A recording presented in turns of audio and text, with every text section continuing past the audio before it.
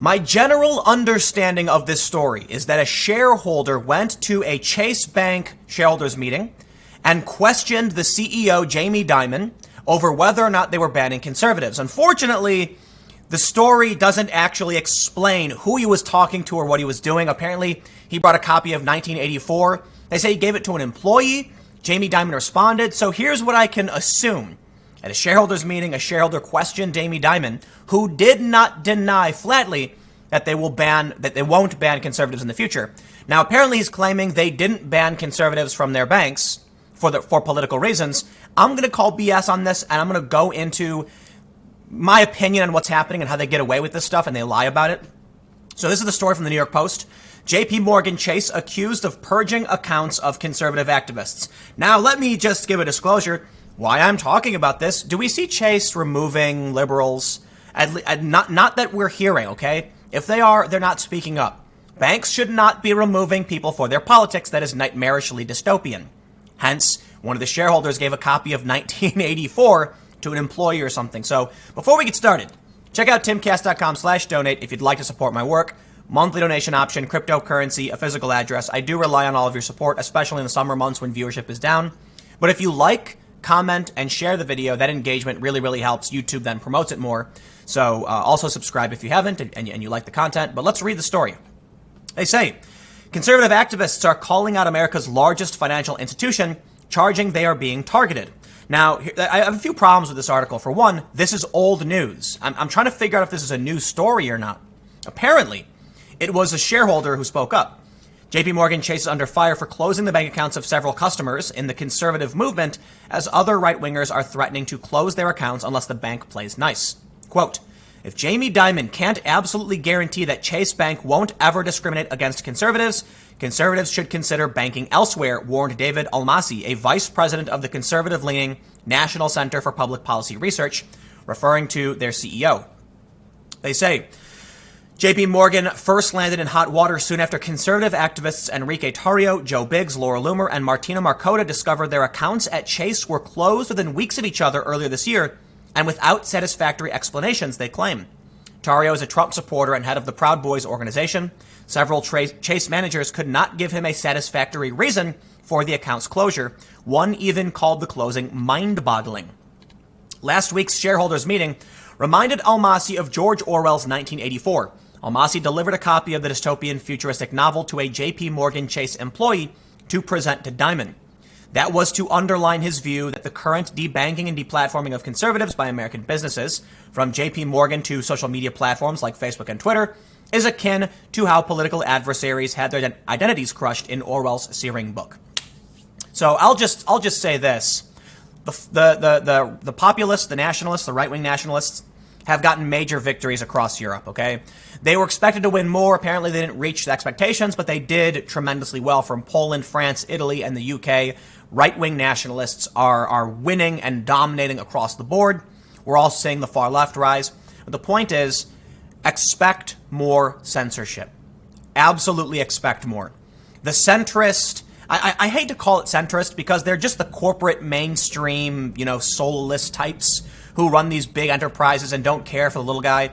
That's not necessarily centrism. It's just the mainstream corporate politicians. They're losing their power, okay? So they're going to pull out all the stops to try and stop their political opponents. But more importantly, these big tech companies are kind of far left, so it's even worse than that.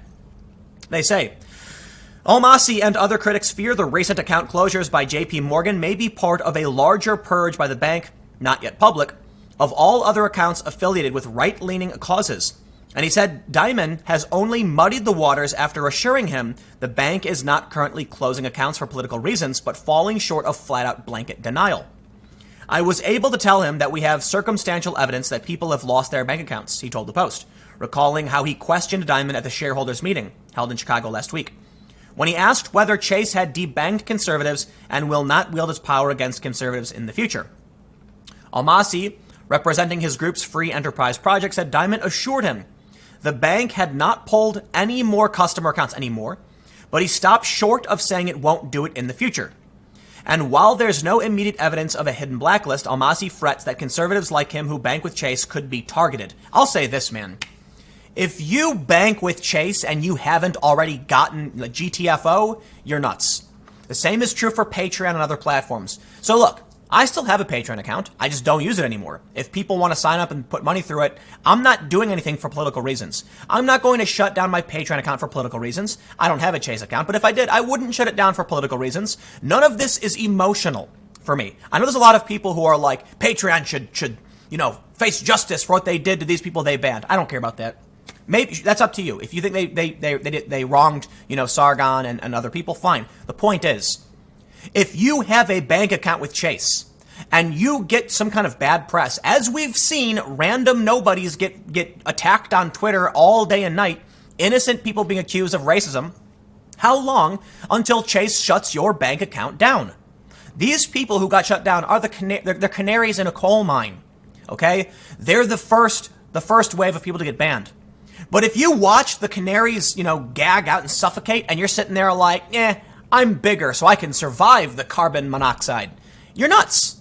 You're absolutely nuts. I'm assuming it's carbon monoxide. I don't actually know. But I think that's what kills the canaries. The point is, if Chase is willing to do this, if Patreon is willing to do this, how long until they do it to you? Are you going to sit and wait to find out that your bank account has been shut down? To me, that is absolutely insanity. That is insanity. Get your money out and get it somewhere safe, somewhere that respects their customers. The people who got banned weren't given reasons for it. So think about it. You might be out. Imagine this. You're out with family at a restaurant. You pull out your Chase debit card. Let me pay for dinner for the family. It's Memorial Day. Maybe you're having dinner. And they come back and say your card's been declined. Declined? It's a debit card.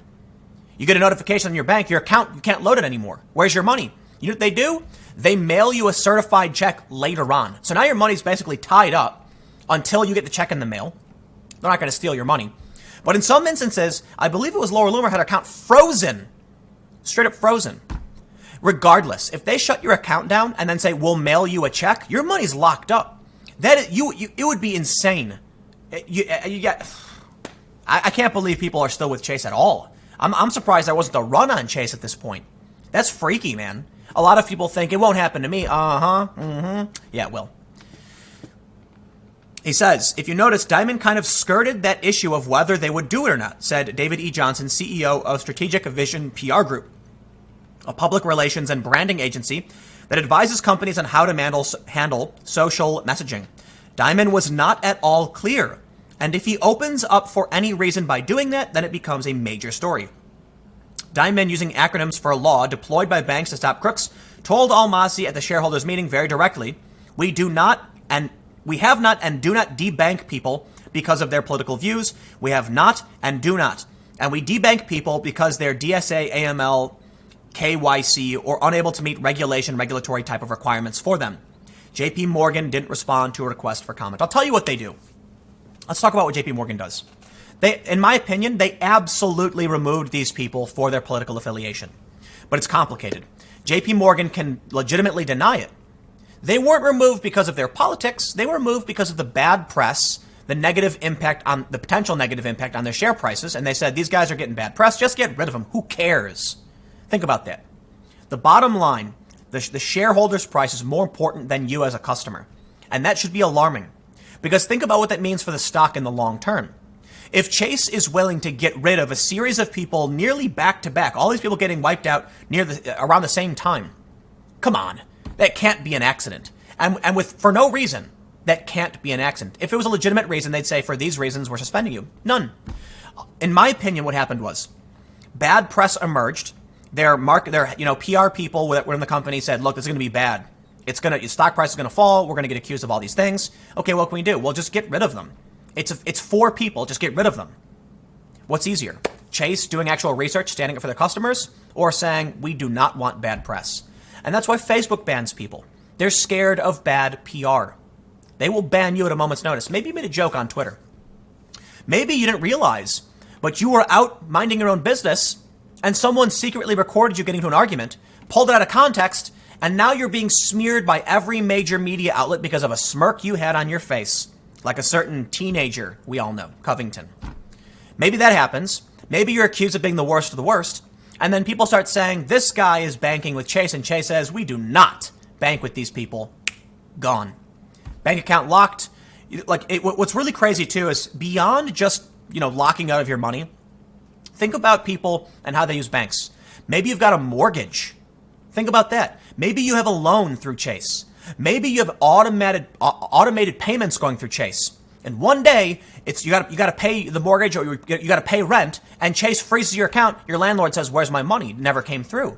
I had on auto pay all of your bills. God, that's the annoying part too. You can think about the actual ramifications of having your account shut down, but think about all of the automatic stuff you have, your phone bill, your electric bill, your rent, whatever. All of a sudden now, all just up in the air, and you got to log in, you got to figure everything out, you got to go through it. That's the annoying part. But what gets scary is maybe you miss rent one too many times, and that final time Chase shuts your account down, now you're getting evicted. And when you try to explain to your landlord or to the bank, no. It's because Chase shut my account down. They'll say, "I don't care. It's none of my business. Why did they shut your account down?" Sounds like a personal problem. I can't believe anybody would still want to be with Chase at this point. But I'll end by saying this. Really, really interesting that a shareholder was standing up to Jamie Dimon. We'll see if this comes to anything. But I got to say, I said it a million times. Regardless of what Jamie Dimon says, regardless of who does what, I think you'd be nuts to be with Chase at this point. Anyway, I'll wrap it up there. Stick around. More segments to come shortly. I will see you all in the next bit.